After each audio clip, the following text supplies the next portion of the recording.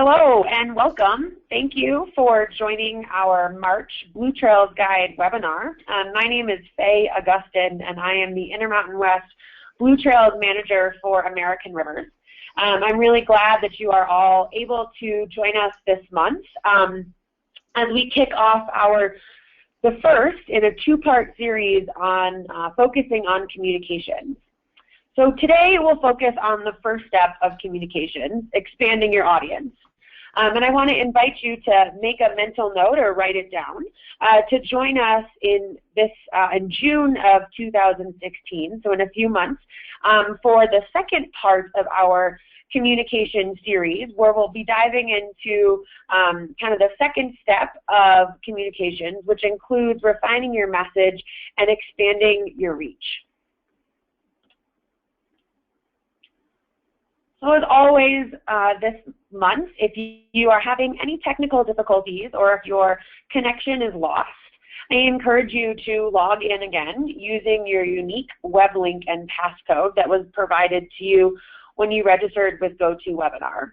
Additionally, this webinar is being recorded and it will be available on our website at bluetrailsguide.org/webinars.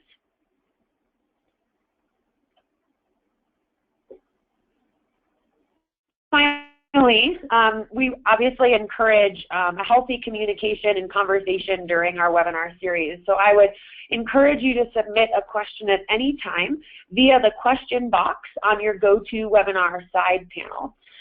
Again, ask the question at any time during the presentation, and we'll leave about 5 to 7 minutes at the end of the webinar to answer the questions and have a brief Q&A session.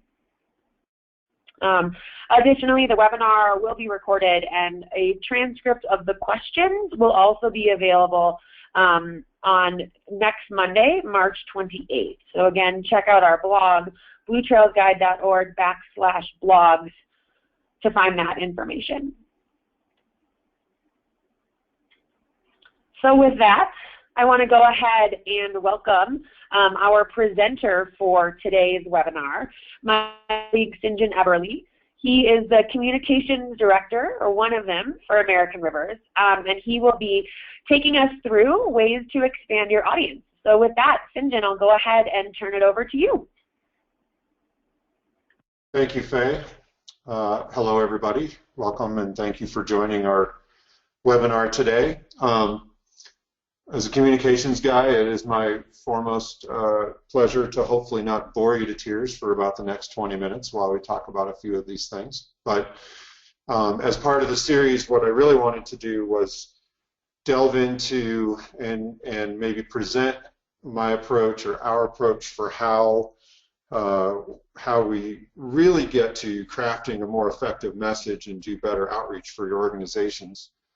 And because we're breaking this into parts, the way I look at it is the first step is really understanding and having ideas around what audiences you're trying to attract or what audiences you're trying to reach out to.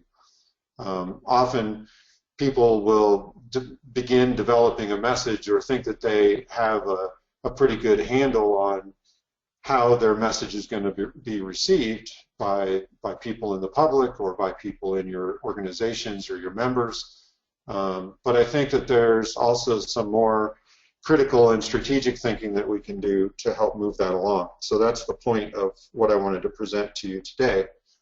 As you can see on the screen, I'm the Communications Director for American Rivers in the Intermountain West, so I'm responsible for communications primarily in the Colorado Basin, so the Four Corners region and New Mexico, as well as some communications in the Northern Rockies, so Idaho, Montana, and Wyoming as well.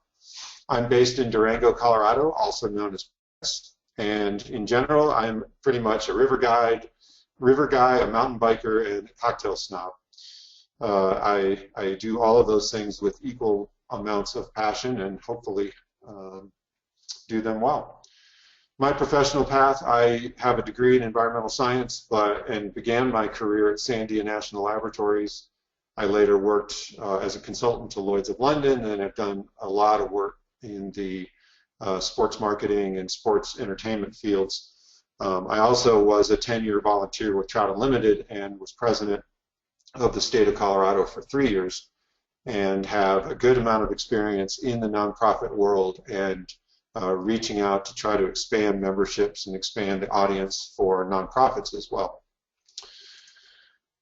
First and foremost, one thing that people like to talk about when they're thinking about how do they get their message out is, I hear things like, well, we need to reach out to the general public. And we need to try to educate the general public. My perspective is there really isn't a general public. That actually what there is this magical blend of individuals that self-select into categories of people, different demographics. Most notably in today's climate, you could think of this as liberals versus conservatives, right? Those are two very distinct categories of people, even though, of course, as we all know, there's some amount of blending. There's a good amount of blending that happens in between those two different viewpoints or two different perspectives, but they kind of break themselves into these two silos of thought. Well, with different organizations, there might be, or different demographics, there might be women who are white, age 55 to 64. They act a certain way, and these demographics exist for a reason, because many of them actually do act in a specific way, or at least generally act in a specific way.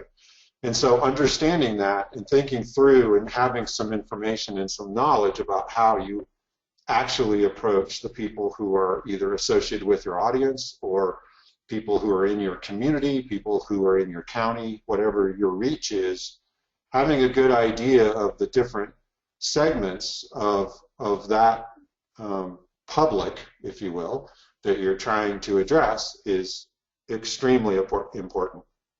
And so being aware of what that is and being thoughtful about how those people operate is the first step in being able to expand your audience.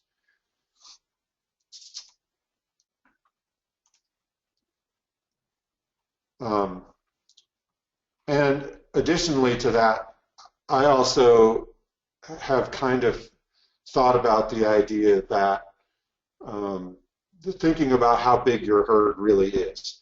So which of these cows is actually your cow is something to talk about over a beer, but really I want to think about this in terms of a shift in perspective and a shift in approach. How do we engage in conservation communications and the challenges that lead to getting our communications and our conservation message out there is really nothing new. And I also don't really want to imply that I or American Rivers have this completely wired. This is a very complex, it's a very complex question. And to the contrary, we are very much still figuring this out. But I think that in general, we're on the right track, and a lot of things, we've had a great improvement in a lot of our communications since we started taking this approach first and then crafting our message around this. So what is the cow showing you? The one cow, in my mind, and this is completely my opinion, one of my main perspectives is that our organizations probably talk to about 5% of the public at any given time. About 5% of the people in your community or 5% of the people in your county or your region, they naturally will come to your organization. People are naturally interested in what you're already doing. So what I say is 5% of the public is already in the tank and is on board for river conservation, right? If you're American Rivers, 5% of the people naturally come to the organization or naturally engage in river activities and participate in those things. And so to me, instead of trying to create the outreach to get to 100%, ideally what you're trying to do is increase that 5% of your population to the next 5%. You know, can we move the needle? Can we include and improve our audience that we're talking to from 5% of the public to 10% of the public. Now that's an enormous undertaking. It's a huge challenge. But I think if you go through some of these steps and think through some of the things that appeal to those people, this can be done, and there are certainly ways to do it. First and foremost, so we own 5% of the people that get that rivers are important. How do we get to the next 5%? What is that next block of people who we want to engage and recreate around rivers, but who are not involved? Anglers, boaters, skiers, campers, families with kids who camp or ski or boat, outdoor photographers. I mean, the list goes on about, and trying to think about not who do we have, but who do we not have that we should. Because again, the goal is to try to reach out and attract the people that we don't have to expand from that 5% to 10%. And to me, that's the skill set of communications, and that's the effort that if you put in at the beginning of crafting your message or beginning of crafting some kind of media piece or some kind of outreach, will really pay off as things go on, as time goes on, and you're able to get better at this. And this was actually the subject of a High Country News article last year written by Crystal Angeloy, and called A Battle for America's Trust. And basically, the content of the article was this guy, whose name is Richard Berman. He is a lobbyist for the oil and gas industry and the fracking industry. And he has been extraordinarily successful at essentially creating communications and creating messaging that defeats the conservation community and promotes oil and gas development, energy development across the West, across the country. And so the purpose of the article was actually originated from a conversation that the author, Krista, and I had at a local bar. And we were talking about how this perspective of trying to expand an audience from 5% to 10%. And the guy behind the bar, the bartender who was waiting on us, is a snowboarder. He's a professional snowboarder. But I know that this professional snowboarder also loves to raft the river in the summer. And he loves to backcountry ski. And he loves to fly fish. Like everyone else in this town, it's extraordinarily recreation oriented. There's a river that runs right through the middle of town. There's a ski area 20 minutes away. There's mountain bike trails everywhere. This is what people in Durango do. But American Rivers only has maybe 100 members in La Plata County. And so the purpose is, I know that the bartender, I know that that guy recreates in all these different ways, but I also know that he's not a member of any organization. So how do we get that guy? That guy is the one that we need to try to get every time. And so the purpose of this article was contrasting how we want to be honest and reliable messengers for the conservation issues or the open space type goals that we might have, depending on where you sit in the conservation world. And what this guy, what Richard Berman is doing, is creating a world of disinformation, and he's using this endless war to wage on environmentalists and people who want to conserve. And if you read the last couple lines in that quote there, he says, if you put enough information out there, people don't know who is right. And there's no better way than that to ensure the status quo, which is the future development, continued rampant development of oil and gas. And if you're paying attention at all to this public lands seizure issue, these are the kinds of things that are coming out of this approach, is putting so much information out there that it's hard to cut through. So how do we do that? Before we can talk about how our information can be better or our messaging can be better, we have to take a step back and understand a couple different types of media. So everybody recognizes that guy, Tom Brokaw, on the right, and we all know that he works for and used to be the anchor for NBC Nightly News. So we got the NBC logo there. So that's television, right? Broadcast media is television. Broadcast media is newspapers, and broadcast media is radio. And what ties all of these types of media together is that they're one directional. The media message is going from Tom Brokaw's mouth and into your ears and shows you some images, and he's telling you the news of the day, he's telling you the thoughts of the day, etc. But that's not how we evolved. We evolved over time by telling stories around a campfire.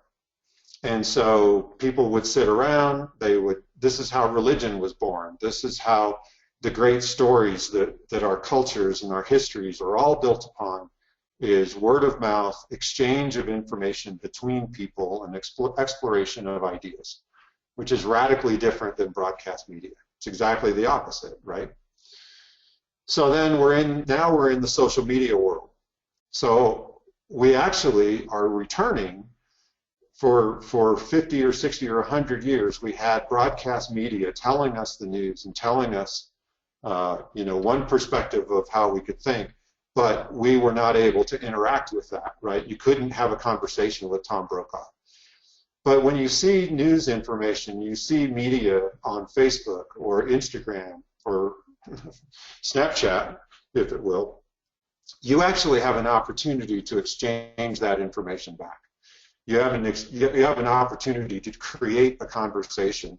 And if you do it right, you're going to create a conversation with your memberships or create a conversation within your community about the conservation issue you're pursuing.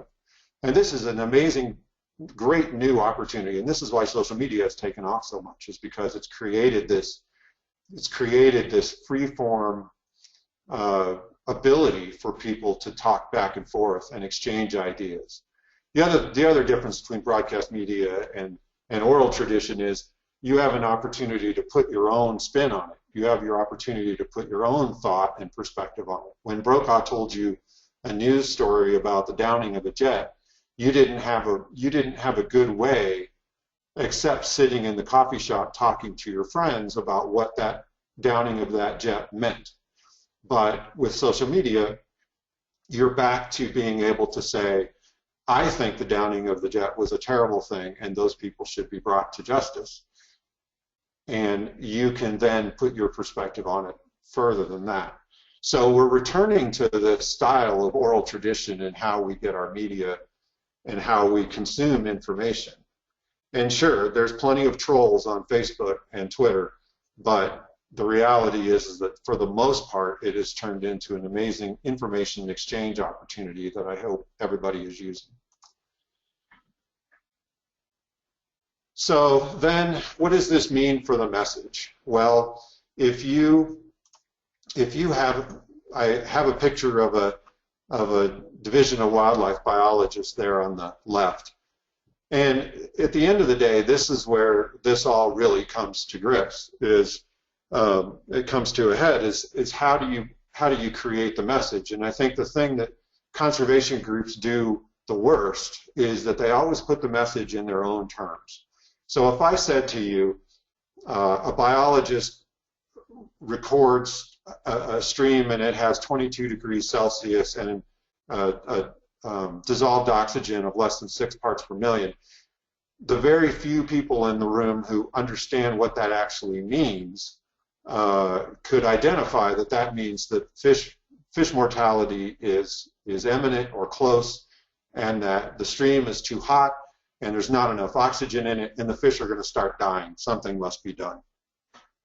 Well, if you're talking to a 10-year-old girl, like I am there with my daughter on the right-hand side, you can say, well, the exploration of the web of life and how we are all part of something bigger than us is more meaningful to each one of our lives than just ourselves, right? And so we should take care of nature in a way that that impacts her. She can't understand what 22 degrees C and 6 parts per million of dissolved oxygen is. And so an example of this is a movie like The Lion King. Here we are on the 10-year-old girl theme. A movie like The Lion King was an amazing conservation opportunity to talk about, the web of life and how flora and fauna interact, the interconnections on the African savanna, that all is really relevant. And so thinking about, the point of all this is thinking about how we are actually projecting the messages that we need to get across, and how we do that to the audiences that we want to receive it. Putting the message in their terms, not thinking about it only in our terms. And it's challenging, it's hard, but if you break it down and really think about who your audience is and what are the kinds of triggers that they will be receptive to, and then craft your message to fit that, you'll have much more success, and people will share and promote your messages much further than normal, and that's a good thing. So there's lots of science around how people respond to a more emotional appeal, how people respond to the kinds of things that I'm talking about, where you put it in their terms, you connect to them through their heart, not data. There is a small category of the people in our media audiences who actually respond to data. But the reality is that it actually takes work for people to digest and understand science or understand numbers. And so if you can find ways to talk to them in a more emotional term, in a more, paint a better picture for what you're trying to say, not just present to them a bunch of data about stream temperature and dissolved oxygen, but tell them the why behind what you're trying to do. What is it how will it impact them? And what will it mean for their opportunities to have more fun on the river or to have more wildlife in their area? That is a great way to approach your messaging. The other thing is keeping the idea of giving them opportunities. In my second bullet here, steeped in evolutionary history, campfires, legend, and lore. Well, that is basically saying give them the opportunities to talk back to you. Provide for them opportunities where your message gets in and they can have an exchange about it, and having a community that has a dialogue about these different issues will be really, really helpful. And then a friend of mine, I don't know if any of you read the website every Thursday, semirad.com, but my friend Brendan, who writes that, always is telling me, show them, don't just tell them. So trying to paint a picture with your communications, paint a picture with your outreach that gives the imagery of how, how a certain issue might go down, or how, if you're trying to preserve some open space or create some trails, don't just say we're going to create 4.5 miles of new trails. Talk about what those trails are going to do and the opportunities that those present. This may sound like, statements of the obvious, but it actually, if you think about it well, it takes some work, and to be able to, find new ways, try new ways to reach out to your audiences and expand into new categories of people, you will start seeing them coming back to you and creating that dialogue and having dialogue with you, which is really great. And then the most reliable line to start a story, this is kind of a joke, but it's once upon a time. If you can open up a communications with a visual of putting people in a time that is different than them, different than the current, different than the present, and have them think back to another time or create an imaginary situation that they can think about. That will get them away from thinking about something in a data sense and into more of an emotional sense, and it goes deeper into the cortex of the brain where storytelling happens, and that is that's a deeper connection with people that they can then relate to. And then, but ultimately, walking the fine line between what your communications are and the data that you want to get out there. I mean, certainly all the issues that we work on all have some kind of action, right? If we want to save the Grand Canyon, we want you to sign a petition, or we want you to write a letter to a congressman, or we want you to tell your story on Facebook. We did, last spring, we did a storytelling campaign online where we had people around the Grand Canyon issue, we had people say, what was your Grand Canyon experience like? Why do you want to see the Grand Canyon protected? And it was an amazing thing. It was an amazing experiment, and how much people will talk back to you and tell you their stories if you give them that opportunity. And it created that dialogue around the Grand Canyon that we were able to use. And in most of those cases, we were also able to use some of those stories in some of our future outreach and future media. So it was really great. But, you know, ultimately, you still have to walk the fine line between getting those stories and having people express their emotions to you, and having an effective strategy that advances whatever conservation cause you're working towards, whether it's trying to advocate for a local school system to get more kids out on the river for a science day, or you're trying to preserve a piece of land, or you're trying to get your community to build more trails.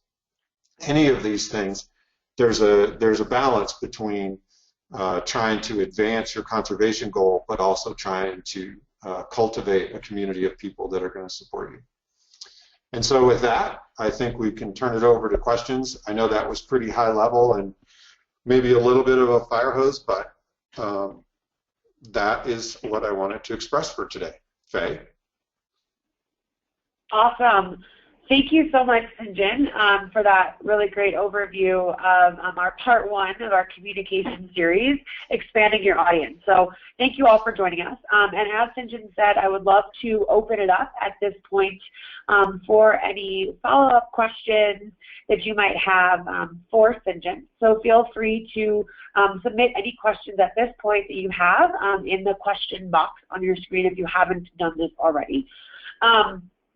So we've got a couple of questions that we will probably be able to get through before the 11:30 Mountain Time or 1:30 Eastern Time mark.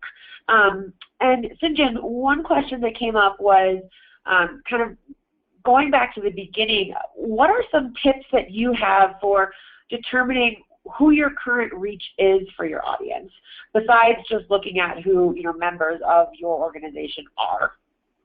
Well, so I would start with who the members of your organization are.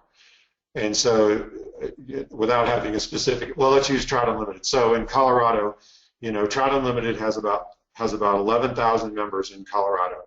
They are predominantly older white guys. They are, 58 to 70 years old. And they're generally fairly affluent. They can afford expensive fly rods and guide trips.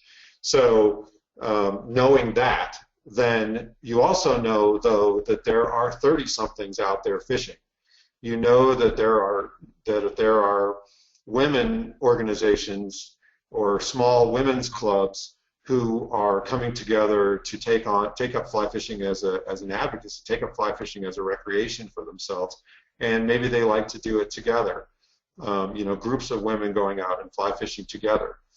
Well, so knowing it, but you also know that if your main base is a bunch of 65-year-old white guys, how do you attract the female community who is out there fly fishing? How do you attract the 30-something-year-old guys who all have rod tubes on top of their trucks and sim stickers all over the back windows? How do you get them? And so it's right in all of these kinds of demographics that we can go after are right in front of us. We just have to stop and think, why don't I have that guy? Why doesn't that woman want to be part of my organization? And if you then back into that and go, okay, well, it's because a lot of my media is, and all of my photos and a lot of my outreach is geared towards 65-year-old white guys.